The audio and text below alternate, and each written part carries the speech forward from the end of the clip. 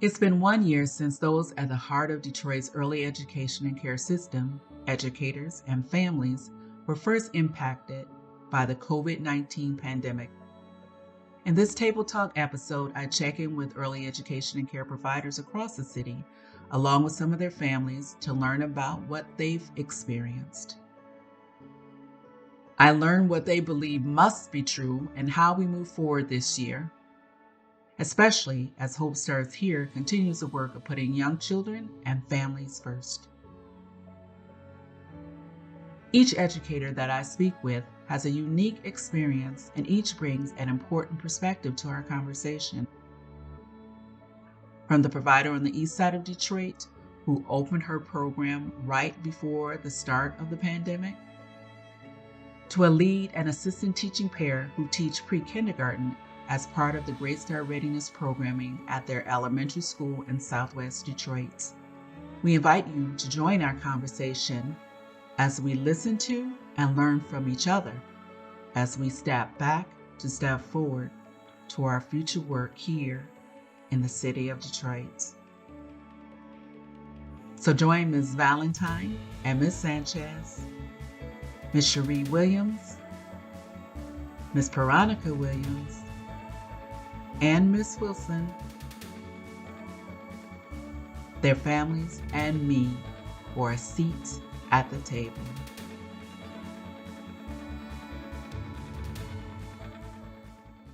Over the past year, there have been many stories about Detroit and the experiences of local residents.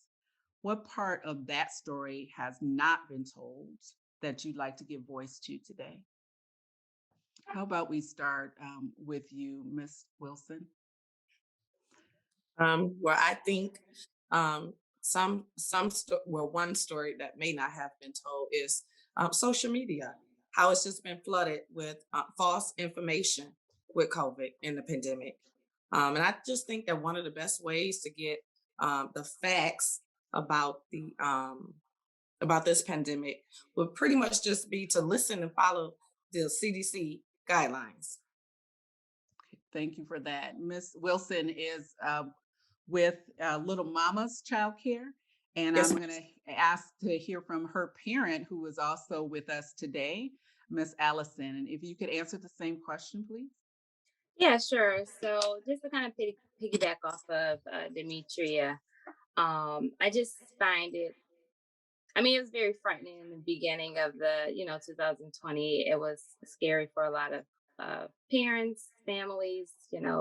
So many people have lost their lives. So to me, when I first heard about the COVID and children even dying from COVID, I think at some point it was kind of misleading because you would have, articles come out and on the network saying that children are passing away from COVID, but then we're lost as to how and why, if there is any other health issues.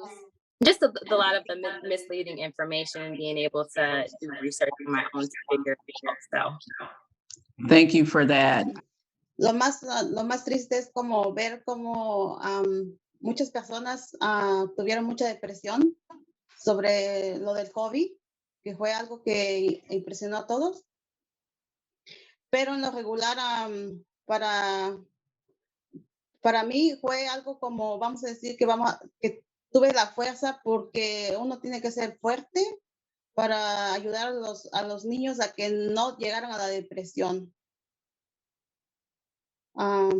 Es algo que uno como papá, digo, tenemos que tener más fuerza para ayudar en ese proceso. Gracias. Ms. Okay, Sanchez.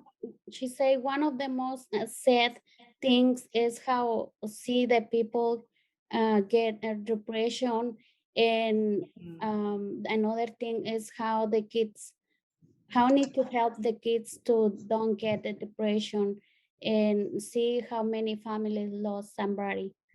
Mm, mm. Yes, thank you for sharing. Gracias. Ms. Valentine, can you answer that same question? What do you want to give voice to? I would like to give voice for providers. I think during this pandemic, we were, as providers, as teachers, we were providing resources and meeting those needs, but so often we felt as ourselves we needed those same resources. And so I feel like it hasn't been an opportunity to shed light on providers. They needed that extra care as well while they were still providing support for their families that they. So to be clear, we're talking about social emotional supports for both families, children, and providers. Yes? Okay. I want to switch with the same question though, and now I'm going to my nannies, child care. What do you want to give voice to? Well, I want to speak to the on behalf of the providers also, especially the small providers, the in-home providers. It seemed that we were forgotten during the pandemic. We wasn't essential staff until they figured out without the providers, the parents couldn't go back to work. And they didn't provide that until they understood, well, you can't operate without the provider. Somebody has to take care of the children. And in order for the parents to go to work, those who had jobs to go to work, they needed the provider. So not until lately, later on in the pandemic, that they found out, oh, we need the providers. We need to call them essential. Yes, there's a lot of efforts to make sure that you all, as early child educators, were elevated as essential. It is one of the communication campaigns, in fact, that Hope Starts Here is running right now. You'll see billboards on our freeways and on Woodward, one of the main thoroughfares, saying just that early childhood education is essential to not only parents and families, but to our economy. And so we want to make sure that we continue to elevate and reinforce that message because it is true. Ms. Jasmine, same question for you. I can repeat it for you. Over the past year, what have been the stories that you want told that you haven't heard? Well, I pretty much agree with what is it, Miss Williams, what she said about them giving false information about the COVID not vaccine, the COVID pandemic and everything. And I just agree with what they said. That was true. What you mentioned vaccine, so I'm going to segue there a little bit. What do you feel about the vaccine, and particularly in this community? Well, I have a lot of mixed emotions about the vaccine because it came out so fast, and it took how long for the flu vaccine to be out, and then they just came out with this one in 7 months or so. So I have mixed feelings about that. A few people in my family took it and they did perfectly fine with it, no symptoms, no signs. But then you hear about some people that have passed from it. So, it's just real different. Yeah. So I'm asking this question because I know there is a lot of information, some of it valid and some of it not, that's floating in our community. And I do have the privilege of sitting on and working on as chair of Women's and Families Committee for Protect Michigan. To ensure that there is information in our community about what's happening. So I appreciate your comment about how long it's been out there. The truth of the matter is that this vaccine that has been out for many years, this particular strain of COVID is only landed in these past couple of years, but the trials for the actual virus itself and the strain of it has been in study and experimentation for many years before this particular strain of it hit. So it has been studied. And the ones that are out right now have a lot of testing that back it up. So I do want to be able to share that with our community as we continue our conversation today. So let me ask the same question, if you don't mind, to Ms. Cherie Williams, who is the director of Agape Love. Can you tell us about your experiences? What hasn't been told that you want heard? I just started my daycare last year, and literally basically January, because I was only open for a week in December. And then COVID happened in March. So for me, it's the vulnerability of the new childcare businesses that have opened and already started behind trying to get up. And then with COVID, it's like even more of a struggle. And I feel like there needs to be more of a push for financial assistance for those type of providers. Even when I had to close, I was not able to get different grants because I was closed and didn't have a kid in attendance. But then I had kids that were home with their parents because the virus, everybody was scared and I couldn't force them to come. And then, people still home, working from home, can't afford it. So you're stuck in this icky predicament, yet it's like, who's working for that new business owner that already started behind and now I'm pushed even harder behind? But it's like, you're fighting every day. And all I can do is look at the bright side and keep pushing. And thankfully, that I have a husband that can support me, but everybody's not in that position. So I really think they really need to look at those new childcare businesses that have just opened, or look a little bit deeper into the struggle of that provider. Thank you for sharing that. And I'm wondering if you found any difference in the rounds of child care relief funds that came out. Did you find that the last rounds were more responsive to your particular position and situation or not? The last round, I got zero. That's what really hurt me, because I didn't have any kids at the time. Even though you can be open, but when I started, the child care only had I think 4 kids, and then when COVID happened, it was like, okay, everybody's home. Well, then you had one child that was here, her parents are working from home, and different situations. So nobody's here. And then I have my own child. So he can be the only one here, but yet he doesn't count. So I'm still considered, okay, even though I'm saying, okay, I'm open, I just had my child, where you're considered not open. So I got 0 for round 6, which supported providers for September, October, November, December, something like that. December, about 3 or 4 months. Correct. And here it is March, and we're still pushing every day, but it is a struggle. And so I think that that's not told enough. Thank you. Well, I know some of the governor's recommendations right now is to pay you all for enrollment versus attendance. It is a temporary measure, though, so we need you to continue to elevate your voices to ensure that those kind of measures or contracts are in place to support you, especially during this time. So let me move to another question. I'm wondering, given everything that you all have shared right now, what has this last year taught you about yourself, about your children? Fue una experiencia, sobre todo para los niños, como aprender, como se cerraron las escuelas y todo, como no sabíamos nada de internet, yo no sabía más o menos cómo se manejaba todo lo que es tecnología, y me dejó la enseñanza de que uno tiene que hacer el esfuerzo de hacer hasta lo imposible. A veces hasta te desesperas, lo que sea, pero de poner el empeño como de sacar adelante a tus niños, y pues darles el apoyo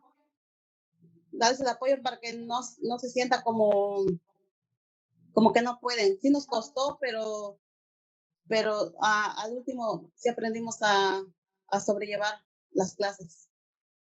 Okay, she said the last year she have experiencing how is it difficult when we don't have teachers, and the kids just stop in the home and start to learn by themselves. And she said she don't know understand nothing about computer, the kids either.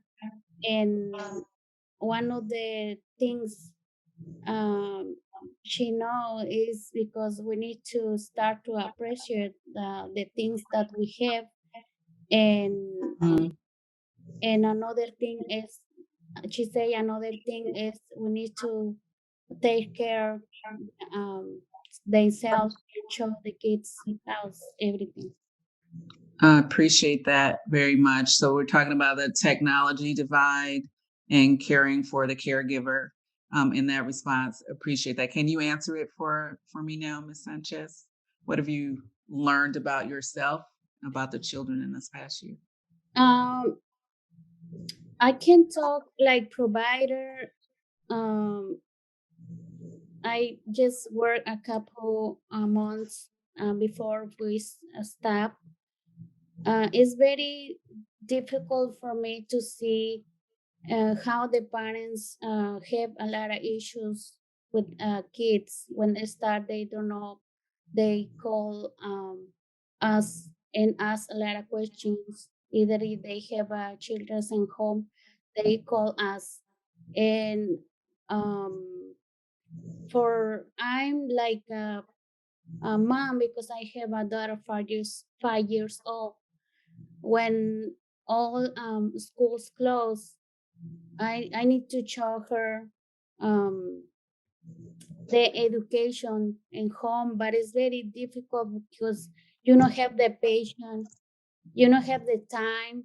You need to be continue to do making everything in your home, and um, we feel like I needed teachers.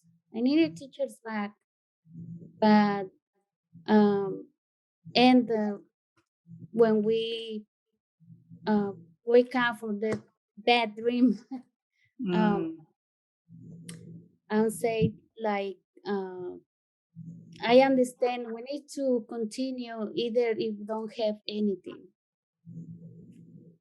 thank you, thank you. It has been a bad dream for us this past year, and hopefully we're waking up from it.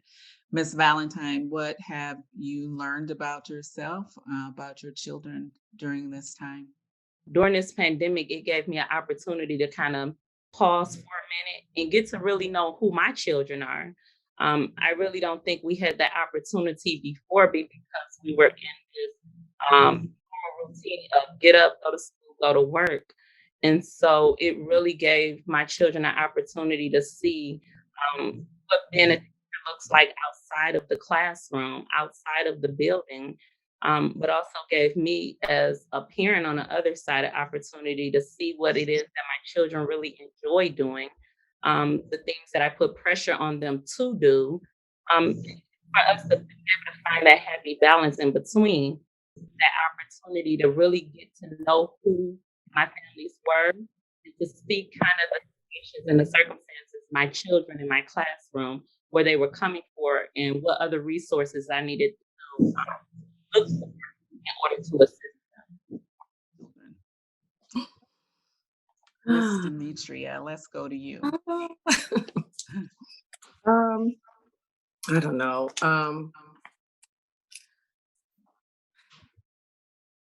Okay, so what I feel this last year, what it has taught me, um, is basically just not to be fearful, Mm, just to be more open minded. This pandemic has not only shut me down as far as being open minded with the vaccine and whatnot. So it's just kind of getting just more information out there, learning more things, how to just to prepare yourself that if it ever happens again, we'll be just more prepared on what to do. And it has also allowed me to just spend more time with family, not to take people for granted, because we lost a lot of people, a lot of friends, a lot of relatives. So that's pretty much what has helped me. what have you learned or seen in the children that you care for, your own? Um, well, what I've learned from children, um, I haven't noticed too much fear in the children, especially when Mhm. they come to daycare. It's like it's like a different. Um, they're just more involved with each other, interacting Okay. with each other. You know, so I haven't noticed anything like negative per se. So you've seen them be more resilient, being able to adapt, is what I'm Oh, hearing you definitely. say. Yeah. Yeah. Yes. Okay. Easily adapting to the whole situation. Yeah. Okay.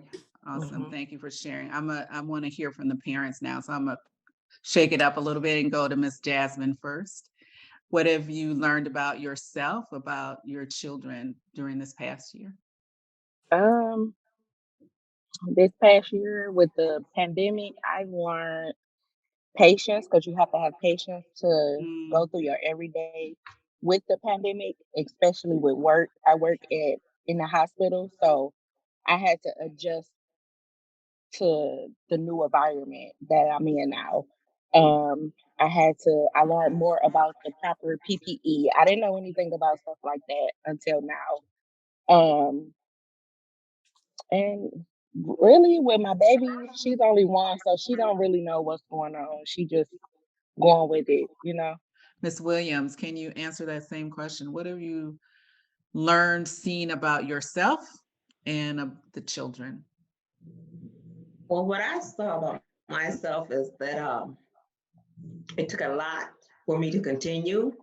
Mm, And what I've noticed in the children, they're more resilient than the parents are, than the adults are. They kept on right on trucking when I was standing, okay, what am I gonna do next? What am I gonna do next? Okay, I gotta remember to take this temperature. I gotta remember to wash this hand. I gotta remember to sanitize this. I gotta remember this, remember that. And it became overwhelming. But when I looked at the kids, I knew they responded to how I was doing that day. So I had to make sure that I was together so they could be together. So I had to be just as resilient as they were. awesome. And resiliency, when you're talking about their adaptations, we're talking about some of them wearing masks as well. Right. Right. Yes. They actually, I think they thought it was a game because they just because I went out to buy colorful masks. I didn't get them the paper masks and the character masks. So Okay. they picked their own masks and they put their own masks on. And you said, "Oh, your mask slipping." They picked it up, and when they fell off, here they come telling you, "I need my mask. I need my mask." And here we are trying to breathe out of ours, and put it back, and they was just trucking right along. So what about you, Miss Williams? Can you share with us what you've learned about yourself and the children? Already. Okay. So basically what I learned is that to look at the opportunities in the midst of adversity. So Hmm. during the midst of the time, even though I was closed, I went Hmm. through to zoning and I was able to get get approved for an increase in capacity, even though I haven't went through with it yet. Like I Okay. can go and apply for it anytime. So even though I'm still 6, once I get fully enrolled, then I'll take that next step for an increase in capacity. And I've also went through the start rating process during this time as well. So I kind of looked at the opportunity that I had. It kind of slowed things down a little. And I actually realized I kind of needed that because a lot of times we're just go, go, go, go, go. And we never take a break to just like sit back and look where we're at, look at the different things we need to do. So, yeah. No, I appreciate you bringing that out. What some of the data that we are seeing is that more and more programs and educators actually took advantage of this opportunity to do just what you said, right? So we've Mhm. seen an uptick in providers who are participating in Great Start to Quality, Michigan's tier quality rating improvement system, and going back to school and getting additional credentials or degrees. So thank you for being an example of that. And I think I'm just so grateful for you all and the work that you do, not only because the children are really important to me personally and in the work that I do, but that you always step in the gap and are flexible and take advantage of the things to be able to do what you need to do. Mr. Gore, what has this last year taught you about yourself and your children? The last year has been that I can be the dad that I be. I can be fair and attentive and form like a really good relationship with girls. I know some people or for me, I didn't have the the greatest relationship with my dad growing up. I got that a little bit later in life. But I had like some inside, like, wondering if I would be a good dad, wondering if I could, form these bonds. But the last year has taught me that I can do everything that I thought I could and more, as far as my relationship with them and being attentive and, having our inside jokes and our, like all of our fun, but also being, a dad and teaching them and educating them also. So it gave me a lot of power, I guess, this past year. A lot of confidence. Awesome. I'm so glad to hear that. I want to circle back to you just for one moment, Ms. Valentine, because you brought up a subject that we've been hearing a lot about. If you spoke to it from a parent's perspective, but I wonder if you could tease out a little bit more what virtual learning for school age children has looked like, the challenges it may have presented. And if Ms. Williams, you've had any virtual children, please feel free to jump in. I think for the students that ended the school year in June of 2020, it was definitely more challenging than those children that enter into this school year already virtually. For a lot of the children that were finishing up the school year virtually, it was traumatizing. It was traumatizing because it was something different than what they were used to. And with us not trying to keep them on as long because we've been taught for years, preschool and early childhood is not designed to be virtual. We had to really, really be creative. And so at New Paradigm, our entire CMO of preschool teachers, we actually came together to see what was working, what wasn't working, what is too much, what is too little. And so getting feedback from the families really allowed us to be able to pinpoint those things that we needed to do in each classroom because each classroom was totally different. To be able to meet that need and to continue to prepare those students so that they have a great start for kindergarten, right? And so the feedback that we received from the parents, they were just so excited. We had some parents that were not connecting on. And so again, New Paradigm really pushed us as providers to say, hey, listen, let's do wellness checks with our parents. We need you all to check in with them, see how they're doing. And when we did those wellness checks, we found out a lot about our families. And so again, providing those additional resources and going outside of the classroom, there were times where I couldn't get families to connect due to the digital divide. And so I would teach on their porch. So again, there were a lot of people that was afraid during that time. But in my mind, I just kept thinking, if everyone is scared, to go outside of their home, how are our children going to be helped? How are they going to receive the support that they need to ensure that they're ready for the next chapter of their life? And so it really, really took creativity. It took working together. So it's a huge partnership.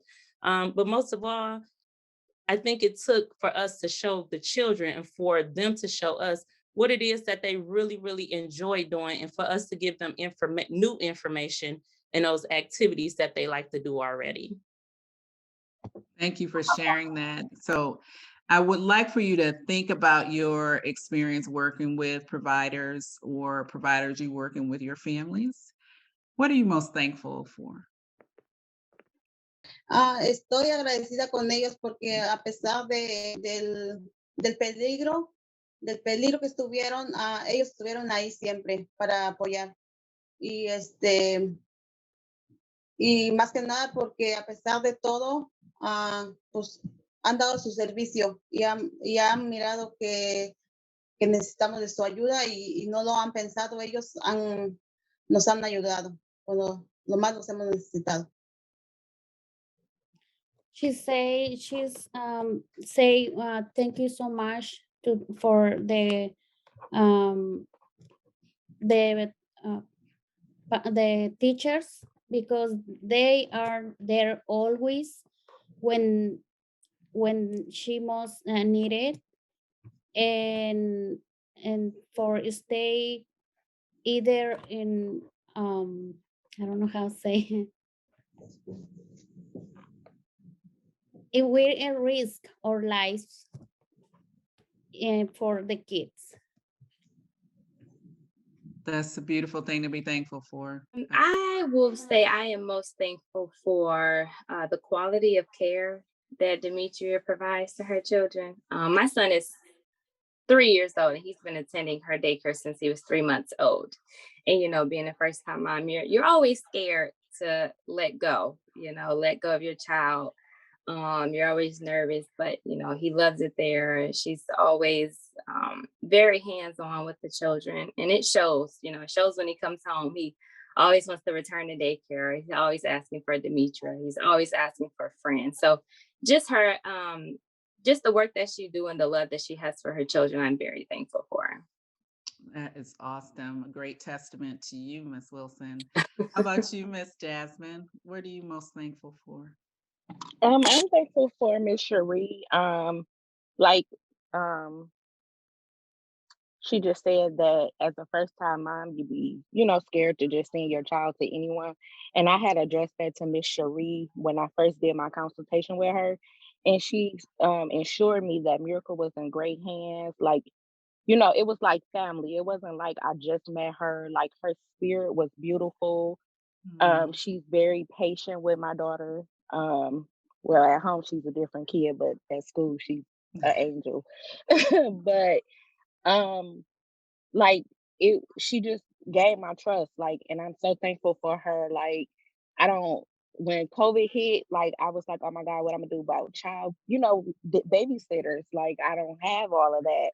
And she was only like I think she was 5 months when it hit. So she been going to her since she was 2 months, I want to say.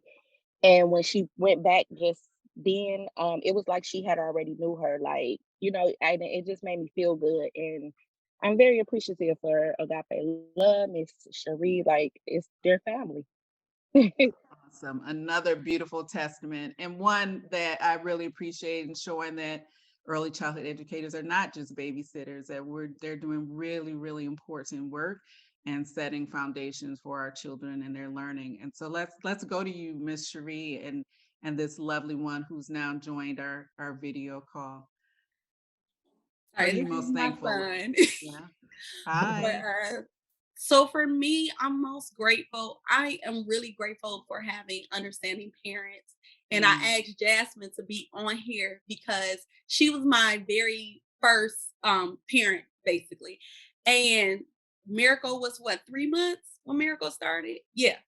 And so, and then like even during the pandemic, she's very understanding and she communicated a lot with me. I really appreciate that. So we really had a really good communication system going on.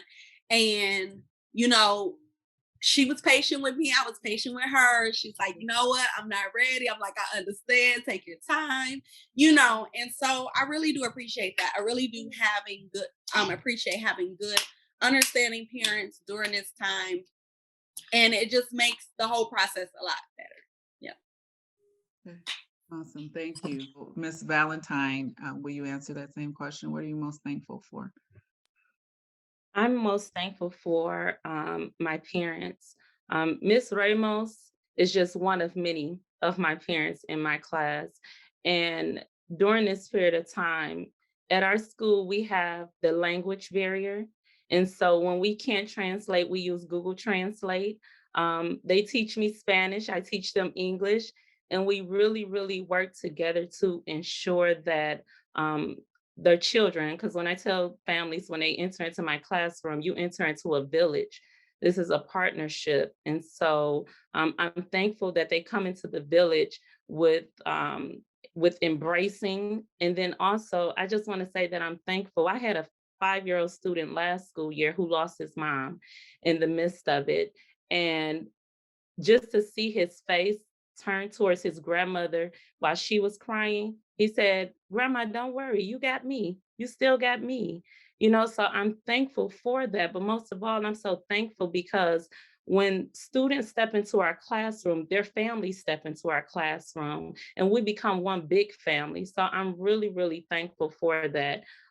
As well as Miss Ramos. When I go drop stuff off for her daughter, She always wants me to come in. She feeds me, so I'm really, really thankful and I'm grateful for that.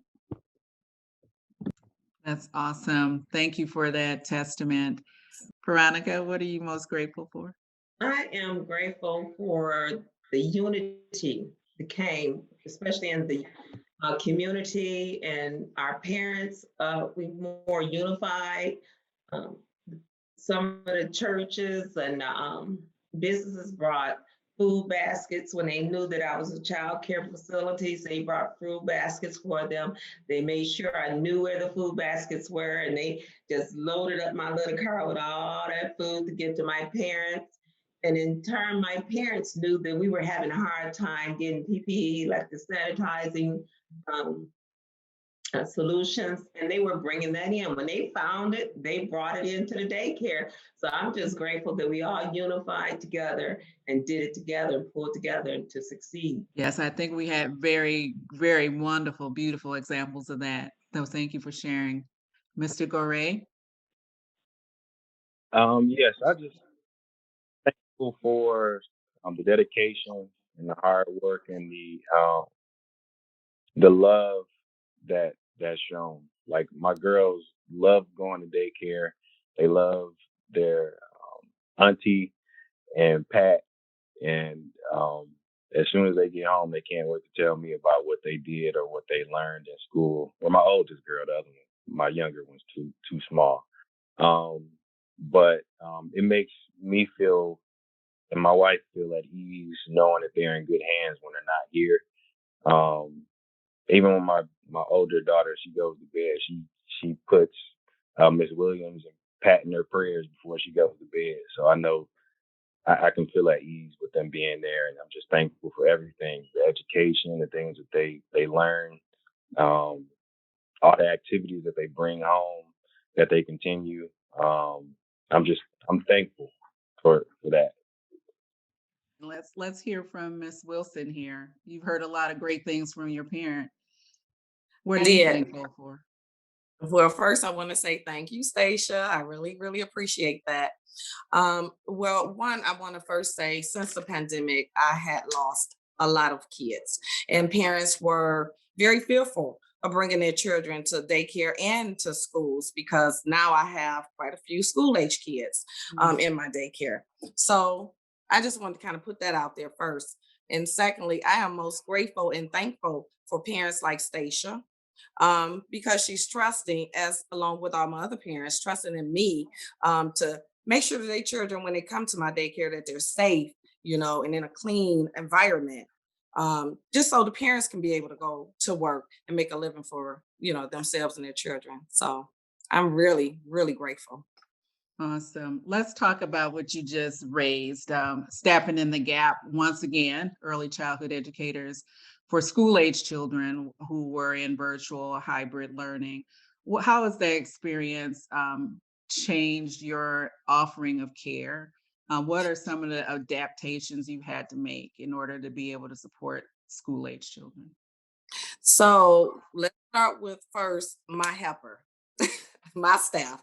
So her coming in, assisting me, working with me with my toddlers and infants, where I'm now able to go in and work with my school age kids. It is very, very challenging working with school age and infants and toddlers. Mhm. Because not only do the babies and toddlers need you, the school age kids, and once they get stuck on a question or they need help with schoolwork, I have to be right there to assist them too. So it's tough, but we're making it work You're because doing it. You're we're doing doing it. it because of Yeah. Are Factor. any of your parents participating in the SOAR scholarship to support you in that, or are your parents eligible for other assistance for school age? I have one parent who's approved for childcare through the state of Michigan. The other parent, no, she's just paying out of pocket. Okay. Yeah. Okay. So this is a really impactful conversation because we don't often get our educators alongside their parents. We were intentional about trying to make sure that you had the opportunity to share together because we truly believe that the education and development of young children should be a partnership. Essentially, parents are the first teacher. They're the first teachers that children know and learn from. And then you, as you share here today, trust that continued development, nurturing, and education to someone else. How challenging was it for you parents to, you shared a little bit about this, but to find a quality environment?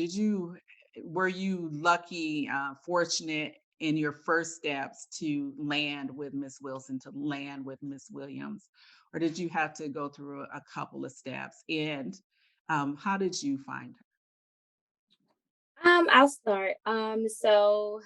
Demetria, I mean, I've always heard a lot of great things about her daycare center.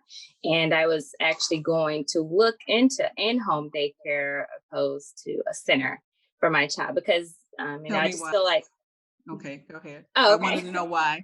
Yeah. I just feel like it's more, my child still feels at home. He can Okay. have that feeling of comfortability. I know, a younger child going to a center, and it could have been a lot for him, but just to have that home feeling, and being able to closely work with, I know a lot of the centers you have a variety of children, just being able to work with the provider one-on-one, and get that attention that he needs is what I was looking for. So I was able to find her just through hearing great things about her in-home daycare. And she's all over the internet, and I just see a lot of great feedbacks, a lot of pictures, and that just made me open to try her out. And he loves it. He's 3 and he will be there. He's not going anywhere else. So one other question along that line, I'm happy to hear that you two came together. Is Miss Wilson's program near your home or work, and how important were those two things to your choice? Oh, very important. So yes, she's very close. Actually, she's about 10 minutes away from me. And that Okay. was actually, to kind of stick with my route, to not to put pressure on myself and make it harder, but I drop him off and I go straight to work. So it's a straight shot. So that was actually a big part of another reason why I chose to go to her, because she's in the area. She's not nowhere far. And yeah. Thank you. Mhm. I want to just ask the same question to you, Miss Jasmine. And so, how did Okay. you make the choice of ending up at Agape Love?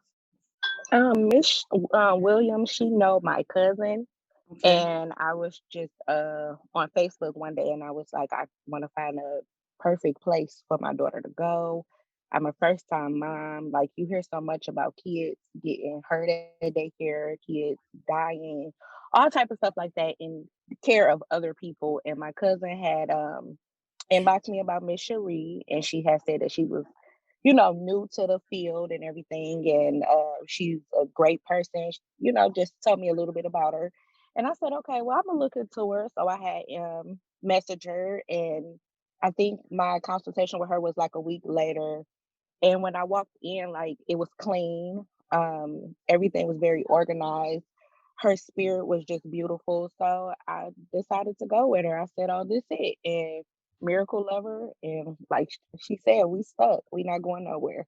I love Awesome. it. Awesome. Awesome. Miss Mhm. Cherie and Miss Demetria, what made you choose to and stay in, even all the things you've shared before, early childhood education and care?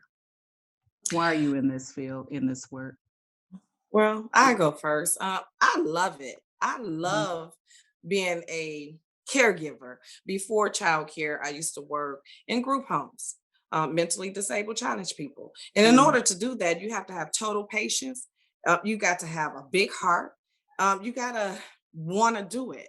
And that's where I am with childcare. So after that, I stepped into childcare. Been doing it for 23 years.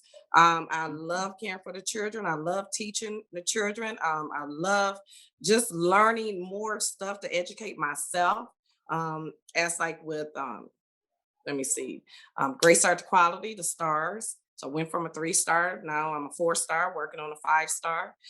Went from, family child care provider, now I'm a group child care provider. All of this was during the COVID last year, and just now completed my CDA. So, I just love what I do. I love engaging with the children. I can hear Watch your them grow. passion. Yeah. Congratulations for all those achievements too. Yeah. Miss Cherie, can you answer that question? Why are you doing this? I love you, always have loved youth, and that's just my passion. I just have a passion for them. I've been volunteering, believe it or not, and I used to volunteer at Head Start when I was 14 years old. Wow. So I have been in the capacity of working in a daycare, working with Head Start, and even out of the classroom.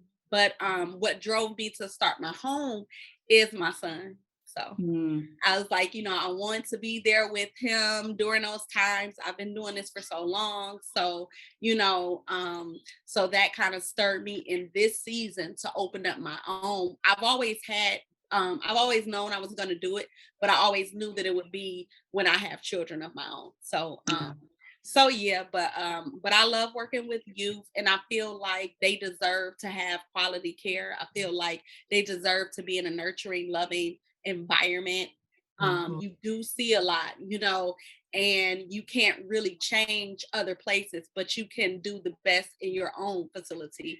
And so that's kind of like what drove me to. Love it. Love it. You two are speaking to my soul. I appreciate you so much. I'm going to move us to our last question, I think, for today. One of the end goals for Hope Starts Here, which is this community-wide movement to ensure that there is a system that's coordinated and responsive to the needs of children, families, and their caregivers, educators, is that by 2027, Detroit is in fact a city that puts young children and families first. We have a framework to guide that work. We have community-based organizations working to move forward each imperative, and folks like you all, parents, providers, who are also informing what we do. So that 2027, we do in fact reach that goal, are very close to it. So here we are in 2021. What is one thing that you believe we must do in order to achieve that goal by 2027? Yo pienso que ahorita con este año que pasamos, no hubo mucha relación entre maestro y papás, pero esperamos que para los años próximos, yo pienso como que los maestros deben involucrar un poquito más a los papás, para tener una buena relación. Y por ejemplo, como si se pudiera como dar como una clase entre semana para que nos enseñen como a papás a cómo trabajar con niños, porque a veces no tenemos ideas cómo puedes trabajar con tu niño, pero si el maestro te da ideas, tú puedes trabajar más con tu hijo, y así miramos como que el maestro se interesa en ti, y a uno le da más confianza de estar como involucrados en la escuela, y así podemos trabajar juntos. Okay, she said the last year we don't have the opportunity to meet each other, teachers and parents, but she hoped this year we had more interaction with the parents, and she want to request us opportunity to go to the classroom and let them opportunity to show them how they care. How they care the kids, and how make them to learn in home, and she gonna appreciate if we make something like that. Thank you for sharing, Ms. Ramos, and for translating, Ms. Sanchez. And what I'm hearing is more parent engagement authentic engagement in classrooms so that they're learning as alongside their children and supporting the education and development of their children. So thank you for that. What is the one thing we must get right? I'm going to start with you this time, Ms. Veronica. We're in 2021. By 2027 is our goal. What must we get right? I think that government needs to take child care seriously, and they need to raise the budget and put more money into child care, so that we can have the education that the teachers need, and we can do more, and the parents need to be able to get more assistance without breaking their budget, because children are important. Children, as they always say, is our future. And if you don't put time and money into your future is nothing. So I think we need to raise the budget for childcare, be able to put more into the children, build a stronger foundation. And if we can do that, then bring unity to all parts, like the young lady said, where the parents can be engaged and the parents don't have to work two jobs, a job and a half to pay child care, but it can be financed some other kind of way. I don't know what other kind of way we can do, but if our budget can be raised to do that and put more importance on the child and child care and the family, we'll make it. Thank you for sharing that. Right now, one of Hope Start's here policy priorities is to ensure that we're tie barring increases for families and for providers. So we know in the governor's recommendations, there is this increase in terms of eligibility around subsidy for our parents so that we get up to 200% of federal poverty level, allowing for more opportunities for more families to take advantage of that support for childcare. We've only seen on the other side of that, though, a 10% increase for providers. And so we believe, like you, that it's important to tie bar those two increases so that you make sure that the supply and the demand are increasing at the same levels. What must we get right, Ms. Valentine? So often, organizations are competing for the same dollars. If we can find a way to collaborate, stop making organizations recreate the wheel, because there's so many families with children that are in between the cracks, and when they're in between the cracks, there's no resources available for them. And so there has to be a push, and not just a push from Hope Star here, but a push from every community within every organization within our community that says, listen, no longer do we want to compete for dollars. We want to work together to maximize the resources for the families in our community. It's so important. And so if that pressure is there, by 2027, we will see a change, not in just our children, but in our families and our crime rate in our city. So I think that's really, really important. Awesome. And the beauty of Hope Stars here is that it is a collective effort. It is a cooperative effort. From its very beginning, we had 18,000 Detroit residents inform that framework. And we continue to work to engage community and partners in the conversations that create these contributions, these very intentional contributions to the system to better coordinate it. So we're looking at how health is interfacing with early childhood education. You all made pure and perfect examples of those intersections today. But we know that all the things in the child's early development are important. And we want to make sure that those organizations, parents, and community members are a part of the decisions that we make. So, Mr. Gorey, what must we get right to reach our 2027 goal? I was just going to second everything that Ms. Williams and Ms. Valentine said about just getting more resources and putting as much the early development of and help for families. You know, there's no excuse should have everything that they need as far as resources, education, development. So I can't really say any better than those ladies said. Um, I would say to educate the community about pandemics such as this one, COVID, so that children and families can be more aware and to continue practicing just different ways to stay safe. Thank you. Anyone who wants to go next? Yeah. I would go. I would say togetherness. I mean, it does take a village. Just getting out there in the community and educating people on how to support one another. Um, I do see that it is has always been a challenge because people don't know, and specifically the poor communities don't know how to get out and utilize their resources because they don't have them or they don't know how. So just like Ms. Wilson said, it's just getting out to educate the community on, having the awareness on what's going on or what resources are out there for them to utilize, and being able to come together and support one another. So I do think that Hope Starts Here could get to that point when people are more educated and just coming together to build Thank you. that foundation. Thank you. Thank you. Miss Jasmine, what do we need to get right? We need to get right. I really don't know what to say.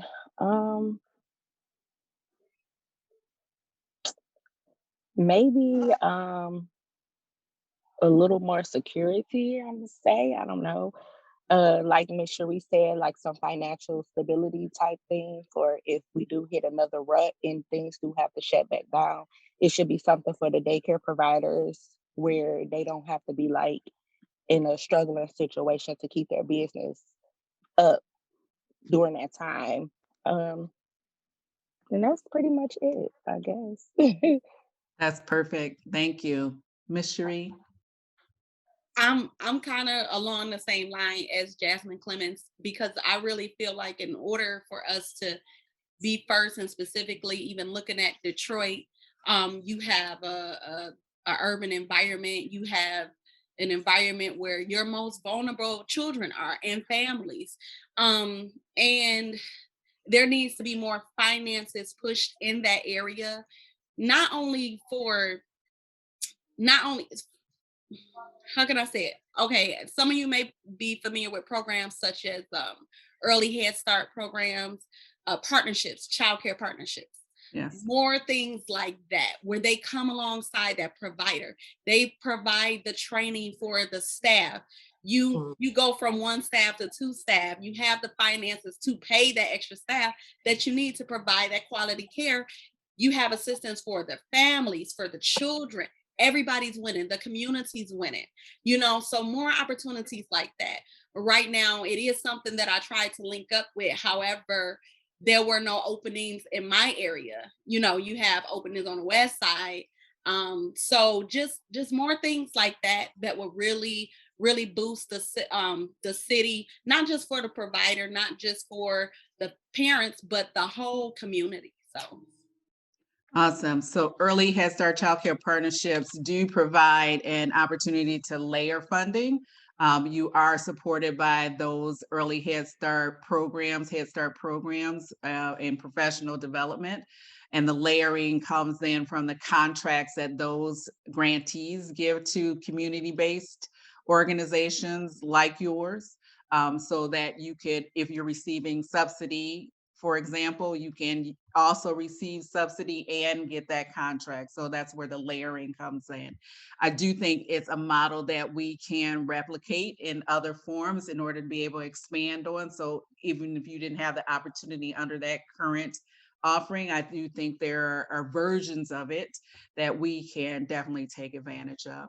So what I'm hearing from you all, just to summarize what I hear you want to make sure that we're intentional about and very attentive to, is making sure that there is access. We increase access for families. We're providing the kind of information that equips you to make informed decisions about where you're putting your children, what other basic needs or wraparound supports are available to you and your family, and that we stabilize early childhood programs because they're essential and they're needed for you all to work and go to school, and for you as programs to be able to continue doing the great work that you do.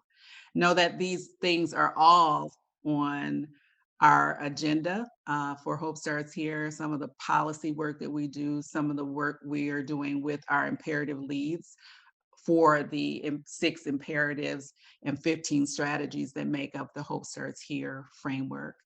I really thank you for your time today. We've learned a lot. I think we've shared a lot that others can relate to. Your voice is critically important. I'm so grateful that you came to have a seat at this virtual table. And I look forward to learning more about your successes, and hopefully being able to see your little ones grow and be a testament in person to the wonderful foundation that you've given them. So thank you for being with us today.